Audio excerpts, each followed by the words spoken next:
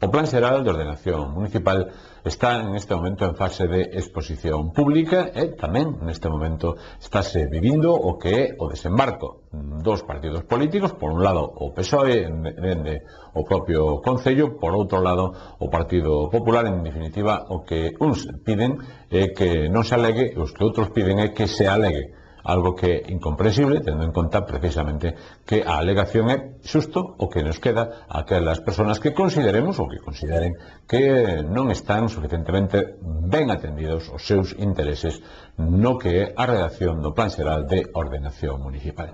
Nós queríamos nesta casa poñer algo de luz sobre o mesmo e o pasado venres mantiñamos aquí un debate. Estaba en principio previsto que durase sobre unha hora, pero foixenos un pouco a duración do mesmo ata prácticamente 2 horas e moitos minutos, pero creo que foi absolutamente interesante. Nos tratamos de algúns dos momentos, tanto falando do rural como do casco urbano que se viviron neste debate. Se demostra que foi convidado o alcalde da Estrada a participar e seguramente teña cousas moito máis interesantes que facer que estar hoxe aquí dando a cara no seu plan xeral, porque este é o plan xeral do señor Dono. Bastante tiña que facer. Tamén mostra clara que a Conselleira de Urbanismo tampouco comparezca e decline asistir a este debate. Tamén mostra clara unha, ou que non ten compromiso co Pexón, ou que o Partido Socialista non confía nela, que tamén é outra posibilidade bastante palpable, bastante latente, non? E ao final, pois, mostra clara que mandren ao maestro a facer filosofía, unha vez máis, como a vostede ben lle gusta, facer filosofía política, pero, ao final, falar moito e non decir nada. E o problema é que, como decía o moderador, o presentador Pepe, hai moita xente escoitándonos e moita xente véndonos, e, de logo, eu creo que queren sacar algo positivo de todo isto. E por eso lle vou a decir que o Partido Popular aprobou a lei do solo do 2002, pero o bipartito gobernou 4 anos e non lle tocou ninguna coma, aproximadamente tocoulle unha coma a lei do solo e a mantuvo, incluso levou aspectos máis restrictivos, aplicou a lei de forma bastante máis restrictiva do que marcaba a lei, e o vimos no informe da Consellería cando tuveron que resolver o bipartito o Plan Xeral da Estrada. Polo tanto, nós seremos malos, pero é que vostedes son peores, tanto gobernan, bastante peores. Por outra parte, tamén lle quero dicir unha cousa, e eu intento manter un certo tono de respeto e cordialidade, e eu non minto, señor Espiño, e me fastidia bastante que me diga que eu minto.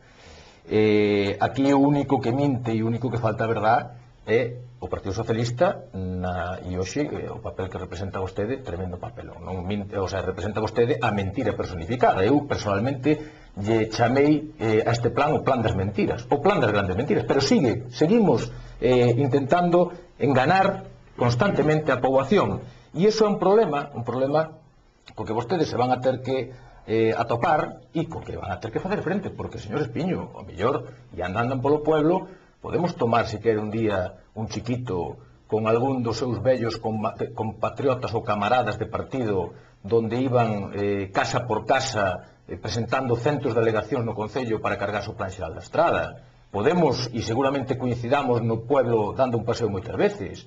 Entonces, o que pasa é que aquí pensa o ladrón que todos son da súa condición. Pensan que nós andamos detrás das alegacións intentando motivar a xente. Non, señor Espiño, eso xo fixo vostede. E, por certo, bastante ben, porque parece que presentou máis de 1000 ou 1200 alegacións vostede solo e algún camarada seu do partido no anterior plan. Por lo tanto, de momento, nós temos dignidade para poder falar. Outros, o mellor, non a teñen tanto. Ese é o problema de levar tantos anos en política. Pero o problema que xurde en este tema é que o Partido Socialista sigue mentindo e sigue enganando a poboación. Enganaron cos compromisos de edificación. Dixeronlle a xente, non presenten compromisos nada máis os que teñen garantizado que van a construir. Ao final, a xente non tuvo información suficiente e non presentou, e os compromisos incorporáronse na súa maior parte no Plan Xeral. Que nos presentou? Pois supoño que os que tiñan a información real, e non toda a cidadanía. Pero que ademais temos máis temas que son preocupantes e que, desde logo, como dice a señora López Doce, o documento, a orde da Consellería só tería unha folla referenciada ao rural, pero vostede sabe que o documento Plan Xeral é un documento íntegro, e o que se suba por un lado baixase por outro, e o que se dé de máis no casco urbano hai que baixar no rural, sobre todo cando se pon un límite de capacidade poblacional. Eso entendémoslo todos, non? E, polo tanto, tremendas decisións que se tomaron neste Plan Xeral beneficiando a 4 ou 5 personas con nombres e apellidos deste pueblo, non só prexudica os veciños que están ao redor del, sino que prexudica todo o documento, porque se lle están multiplicando as edificabilidades por 3 e por 4, e, polo tanto, se están rebaixando os demais. Pero eso xa falaremos cando cheguemos ao casco urbano. O que está claro é que este documento recolle, e aquí o teño, por se acaso non teñen fe en min, aquí neste documento, que é a memoria do rural, neste documento recóllense 409 núcleos do noso rural.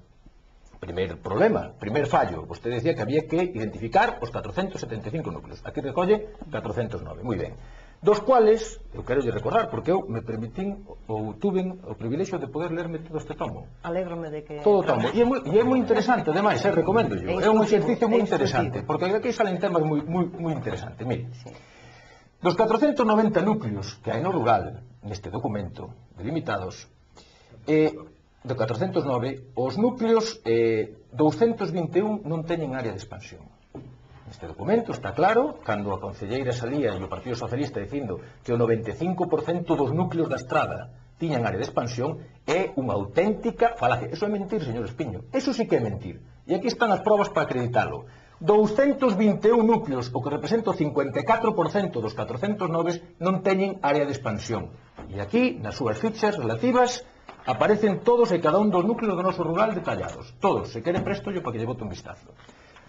Dos 409, 188 si teñen área de expansión, que é o 46% dos núcleos. O 46% dos núcleos delimitados no plan xeral teñen área de expansión. Esa é unha verdade. O 95 é unha mentira e unha falsidade, e eu creo que os datos así o dicen.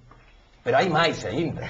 Claro, non me quedo aquí, porque o rural desde logo está vilipendiado con este documento do plan xeral, e os nosos veciños do rural podense estar seguros de que están na máis absoluta ruína con este documento, que os leva á ruína máis absoluta. E os digo por qué, porque mire, é que isto é un sinsentido desde o principio hasta o final. Os núcleos con área de expansión, dos núcleos con área de expansión, que son 188, les recordo, dos núcleos con área de expansión, 62 deles, que son o 33%, o sea, un de cada tres, teñen o 100% edificado xa. Non teñen ningún solo metro para construir en área de expansión. O 100% consolidado. De cada tres núcleos que teñen área de expansión, que son o 46%, dese 46%, un de cada tres non pode construir na súa área de expansión, porque ten xa agotada a súa edificabilidade neste documento. Impresionante. E supoño que vostede seguirá animada a defender este documento. Pero hai máis aínda todavía. Hai máis e máis flagrante todavía. Dos núcleos consolidados, ocupados, o 20% dos núcleos consolidados dos 400... Este documento que está en información pública non é o idóneo, eu xo dixen, porque a lei non o permite, pero desde logo eu creo que toda a cidadanía estradense asume que o que a estrada necesita, ter un plan xeral. Eu desde logo manifestou vostede que o Partido Popular tiña interés en que se aprobase o plan xeral. Eu creo que obras son amores e os seus feitos o traizón. Vamos a facer unha cousa, se lles parece, rapidamente, para cambiarnos xa. Non imos a fazer ninguna parada para publicidade, sin realización, pero o tempo está se botando encima. O que si vamos a facer era simplemente, agora sí, poñemos simplemente un minuto para que pechemos o rural e pasamos ao casco urbano, se lles parece. Un único minuto, é exactamente igual o orden. Empece o señor Espiño, empece o señor Campos, empece o señor Espiño. Eu antes quería, por alusións, evidentemente, do señor López. Todos temos tempo, sí. Cando entra a gobernar no funcionamento de outros grupos políticos, evidentemente, cada grupo ten a súa forma de funcionar e ven a persoa que considera que debe vir ou que pode vir. Eu non me metín en se usted ven ou en que carácter ven ou en que situación ven. Evidentemente, o grupo socialista, como un membro máis do grupo de goberno, manda a quen considera oportuno que debe mandar a este debate. Por tanto, goberna a súa casa, que a los demais están moi ben gobernadas, sabe? A los demais están moi ben gobernadas. E mire, vou ser máis eufemístico, e vou chamar mentireiro. Vou dicir que falta vostede intencionadamente a verdade. Falta vostede intencionadamente a verdade. Vaya ao dicionario da Real Academia e verá que en falta intencionadamente a verdade que é. Aproveito o tempo, señor. Vostede está dicindo que nos cuestionamos os veciños, e iso é faltar a verdade. Cando estamos expidindo ao público durante 2 meses este documento e o vamos a ir informar parroquia por parroquia de origen. Dentro das posibilidades técnicas que temos, en este sentido vamos a actuar para dar a máxima transparencia posible. Pero mire, para cerrar o tema do rural, desde o punto de vista do noso grupo, evidentemente, eu sou unha persona que vivo no rural, nací no rural e teño un apego especial polo rural. E evidentemente, como comentaba aquí Raquel, tampouco me satisfai a mí as posibilidades que nos dá a lei para o desenvolvemento no mundo rural. Pero son as limitacións que temos. E o señor Robledo, Raquel decía antes das limitacións e da colmatación que tiña que darse dentro dun núcleo para delimitar a súa área perimetral, é un 50% da ocupación, con edificación, o cual, estrito senso da lei, moi poquinho dos nosos núcleos serían núcleos, moi poquinho núcleos serían núcleos. Pero bueno, en calquera caso, o que nos interesa en estes momentos, e o que interesa aos cidadanos da estrada, é ter un plan. É ter un plan e saber o que poden facer con cada unha das súas parcelas, o que poden facer nun futuro o máis inmediato posible. E ese plan pasa por, evidentemente, facelo axustado ás directrices que marca a Consellería e automáticamente aprobaro. Si realmente a primeiros de ano vamos a ter esas modificacións no articulado con respecto ao mundo rural, vamos a cometer xa de inmediato para a súa inclusión no plan. Pero un plan non é algo inamovible, un plan non é algo estanco que vai votar aí 12 15 anos. Hai concellos que aprobaron aí 6 ou 7 e xa levan feito 3 ou 4 modificacións do mesmo. Cantos? Larín, por exemplo. Larín, por exemplo, xa levan feito varias modificacións. Larín non está adaptado a lei de 2002. Digo que xa levan feito varias adaptacións. Está adaptado a lei de 2002. Bueno, pois... Se non informes, A lei de 2002 moi poucos. Digo que Larín, cando aprobara o del, en 3-4 anos fixo varias modificacións puntuales en un breve espacio de tempo. E evidentemente, a lei de 2002 moi pouquiños, porque outros concellos si teñen plan, non tuveron que ir a suspensión de licencias. Pero tiñan plan antes desta lei. E vostedes son os responsables de que a Estrada non tuvera plan antes da entrada en vigor desta lei. E evidentemente, a Estrada, e pola orden esta do 5 de maio, e tamén por decisión que adoptamos na Comisión de Urbanismo, está sin licencias, sacando as que permite dentro do Consello Urbano consolidado. E, respecto dos núcleos, non digan vostedes que non houve información aos cidadáns para que fixeran aqueles que quixeran formular o compromiso de edificar nos próximos 5 anos, que non se llevou toda a transparencia e toda a información posible, porque tuveron toda a información canalizada a través de persoas e reunións parroquiais para que aqueles que consideraban que iban a edificaran. E mire, non falamos de reducción, porque con eso que estaba no anterior planeamento de suelo, digamos, de núcleo ou suelo de expansión, evidentemente, eso tamén implicaría uns estándares no plan xeral en xeral que van a ter uns costes elevadísimos. E hai que ser realistas. E hai que saber o que significa o plan, o que requiere un plan para a súa aprobación e a súa posta en marcha para o plazo máis inmediato posible. Ahora, o resto é adiar. E o que dicía aquí a compañera Daniela, as palabras son unhas, os feitos son outros. Dimo vostede que o único que votou en contra de momento un plan xeral foi vostede, dos que estamos nesta mesa. Vostedes dous, os que están dese lado. Os únicos que votaron en contra un plan xeral. Inaprobable. O resto de momento diga somos presuntos. Ustedes xa non son presuntos. É o único que... Señor Bredo. Bueno, eu entendo que... Un minuto, Ahora sí, ahora un minuto. Están pasando mal, porque vostede ten unha situación que vai ser moi difícil de explicar á ciudadanía. Entón, eu entendo que vostede está pasando mal. Miren, os datos son os que son. E os datos que acaba de poñer López sobre a mesa é a realidade do documento. E isto é tremendamente grave para o ámbito rural. Perdón que eu interrumpo, pero que fagamos un plan con estes datos e non o tiran abaixo. Mire, eu digo máis posibles. Esta é a realidade de que a Estrada conte con plan xeral. Eu non sei se xa se comentou publicamente. Hoxe chegou ao Concello o primeiro informe sectorial favorable ao plan xeral. Pedíronse 23 informes, hoxe entrou por rexistro o primeiro é favorable. Eu creo que é un paso importante para o futuro da Estrada, señor López. E o primeiro é favorable e veremos... De quen é o informe? Pois neste momento non lle podo decir porque non me quedei con que organismo é, pero é favorable. É o primeiro ben, vostede prefire facer esa lectura. A ciudadanía verá quen quere que se aprobe o plan e quen non quere.